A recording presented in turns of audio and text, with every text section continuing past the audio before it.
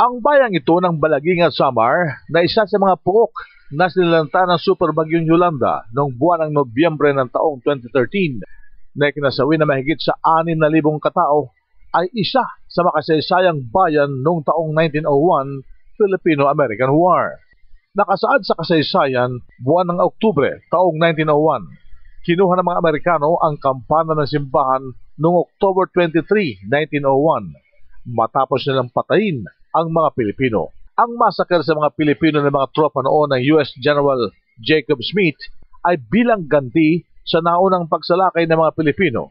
Dala ay mga gulok at pinatay ang halos lahat ng mga Amerikano noong September 28, 1901. Ang kampana ng simbahan ng Balaginga ang nagsilbing hudyat sa pananalakay ng mga Filipino rebels laban sa Amerikano. Ang mga nag-alsang Pilipino laban sa mga Amerikano ay pinamunuan noon ni Valeriano Abanador, ang Chief of Police ng panahon yun ng Balangiga. Bilang ganti sa pagmasakar ng grupo ni Valeriano sa tropa ng mga Amerikano, ay minasakar ng mga sundalong Amerikano ang mga Pilipinong makita nila sa nasabing bayan sa loob ng 6 na buwan. Subalit marami sa kanila ang nakatakas at nakapagtago. Ang general ng Amerikano na namuno sa pagmasakar sa mga Pilipino na si Brigadier General Jacob Smith at Major Littleton Waller ay nilitis ng hukumang militar at itinuhulag sa serbisyo. Yan ang madugong kasaysayan, isang man-made disaster na inihahambing ng mga historian dito sa nakaraang pagsalanta ng Super Bagyong Yolanda. Opo sir, actually 3 bell ang nakuha ng American soldier dito sa amin. Yung isa is napunta sa Korea and the other 2 is napunta sa Wyoming during 1901 po.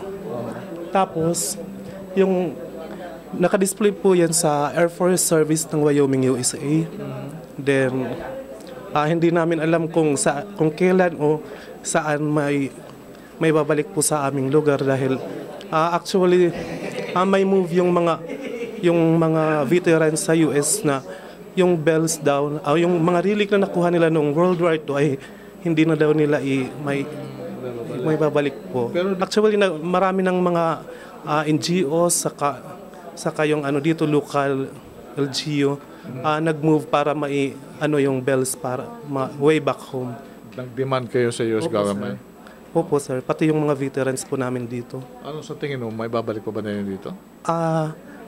Hopefully, pero siguro replica na lang siguro pag may dito. Kaya po yung belfry namin is remaining empty. Ang mga kaanak na nabuhay sa pananalasan ng bagyo ay sumunod sa panawagan ng mga opisyal na lumikas at umakyat sa mga ligtas na pook ng magpalabas ng babala ang mga otoridad sa papalapit na malakas na bagyo. Ito ang kwento ni Simeon Adulag, ang konsihal ng Balangiga.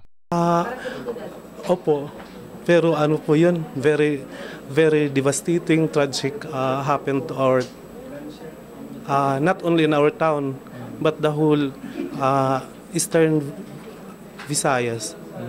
Particularly po yung Eastern Samar at Leyte po. Nasaan ka nung panahon yan? Dito po sa amin. Nandito sa munisipyo? Opo.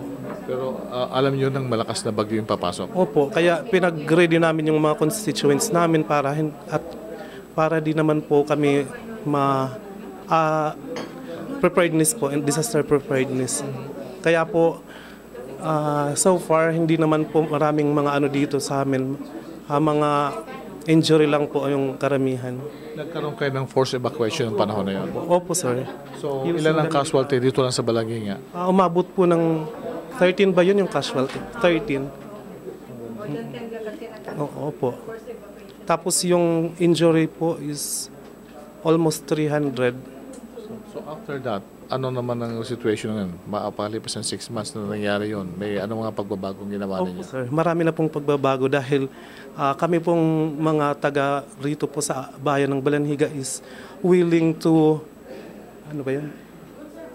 move on. Si Konsihal Simeon Adulag ng Balangiga, Eastern Samar.